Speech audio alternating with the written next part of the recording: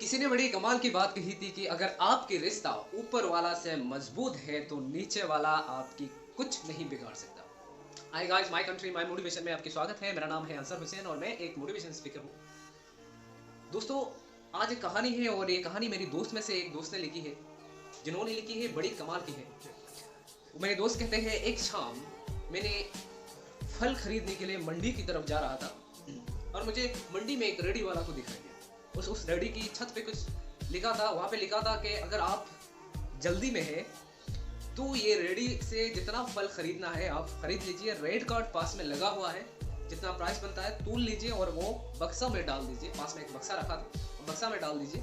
क्योंकि वो रेडी वाला कहते हैं मुझे बीच बीच में जाना पड़ता है। अपने घर पे बूढ़ी माँ है, माँ बीमार है और मुझे उनकी दवा देने के लिए, उनकी देखभाल करने के लिए मुझे कभी कभी जाना पड़ता है। इसलिए मैं बीच बीच छूट के जाता हूँ, मैं नहीं रहता हूँ। तो आप जितना पैसा बनता है वहाँ पे डाल दीजिए। और उसके नीचे में एक लाइन और लिखा था अगर आपके पास पैसा नहीं है तो आप मुफ्त में भी ले जाने का इजाज़त है। मेरे दोस्त ने उस रेडी वाला को देखा, चारों तरफ वहाँ पे नहीं था रेडी वाला।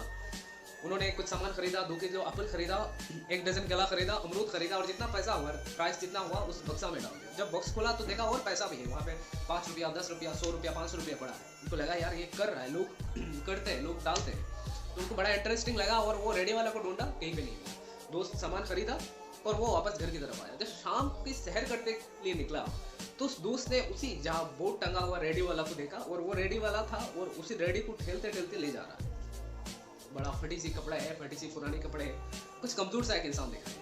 मेरे दोस्त ने उस इंसान को बुलाया और कहा कि सुनिए। उन्होंने कहा कि बाबू साहब, आज के फल सारा खत्म हो गया, कल आइए, कल सारे फिर फल लगाएंगे, कल लीजिए। मेरा दोस्त ने कहा कि नहीं है, हमने फल खरीद लिया और जितना प्राइस था वो प्राइस भी हमने दे दिया, लेकिन आपसे कुछ बात करनी है, तो आप मेरा कुछ टाइम दे सकते हैं क्या? तो मेरा दोस्त और रेडी वाला मिलके उन्होंने एक होटल पे उनको ढाबे पे लेके गया और कहा कि अगर आपको भूख लगा है तो खा सकते हैं कुछ भी।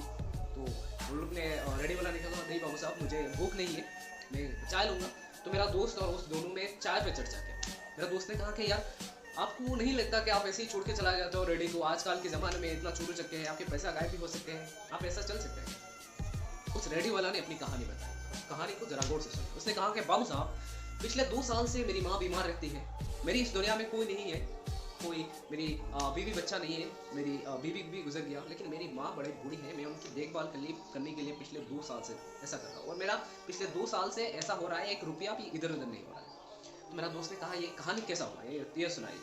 तो उस रेडी वाला ने कहा कि एक दिन मैं अपनी माँ के पैर दबाते हुए मेरे माँ को ये शेयर कर रहा था और माँ कह रहा था कि तू जब घर से चला जाता है बड़ा घबराहट होता है, मेरा देखभाल कौन करेगा? तो मैं उस रेडी वाला कह रहा है कि माँ को यही कहा कि अगर मैं बाहर पे नहीं जाऊँगा तो कमाऊँगा कैसा, पैसा कहाँ से आएगा, कमाऊँगा कहाँ से, और मैं घर चलाऊँगा कैसा? तो माँ ने ये कहानी जो जैसा है कहा कि तू मंडी पे रेडी को लगा दे, उस रेडी पे ये सब लिख दे, कहानी लिख दे और फिर भगवान पर भरोसा कर। तो रेडी वाला ने कह रहा था कि मेरी जो माँ है वो ऊपर वाला पे बड़ा यकीन रखते हैं। तो उन्होंने वैसा किया जैसा उसका माँ ने कहा है और बोला कि बाबू साहब, पिछले 2 साल से ऐसा हो रहा है। लोग ये हमारी कोई इतना प्यार करते हैं हमको आके कि कोई पैसे के बदले में कभी कभी कोई चीज़ छूट जाता है। उस दिन तो एक बच्चा आया था कि वो बच्चा ने अपने पुलाव छूट के चला गया और वो नीचे में पर्ची में डाल दिया कि ये आपकी बूढ़ी माँ की है। उस दिन एक डॉक्टर साहब आया और डॉक्टर ने अपनी नंबर पर्ची छूट के चला गया और कहा कि अगर आपकी माँ बीमार है तो वो दे देना। बाबू साहब, मेरी माँ की हर बात सही है और आज तक ये 2 साल से चल रहा है, 1 रुपया भी इधर ऊपर नीचे नहीं होता है। तो ऐसे ही चल रहा है, हमें बड़ा अच्छा चल रहा है। दोस्तों, उसके बाद ये रेडी वाला चला गया और मेरा दोस्त भी आ गया। दोस्तों, ये छोटी सी कहानी हमें बहुत कुछ सिखाती है। ये हमें सिखाते हैं कि तेरी धन आने से पहले बड़ा कमजोर होता हो, तेरी दहलीज छूते ही कुछ और होता हो। दूसरी बात ये सिखाते हैं कि आपको हर वो चीज़ मिल सकता है जो आपकी नसीब में है। वक्त लग सकता है लेकिन वो आपके पास आ जाएगा। ऊपर वाला की घर पे देर है पर अंधेर नहीं। दोस्तों, जब भी मुसीबत आए, कोई भी प्रॉब्लम आए, अपने ऊपर विश्वास रखना, ऊपर वाला पे विश्वास रखना और थाम लेना। यहाँ पे हर कुछ मिला जा सकता है, बस धीरे चलिए। शुक्रिया दोस्त, ये फिर अगले कभी दिन मिलते हैं।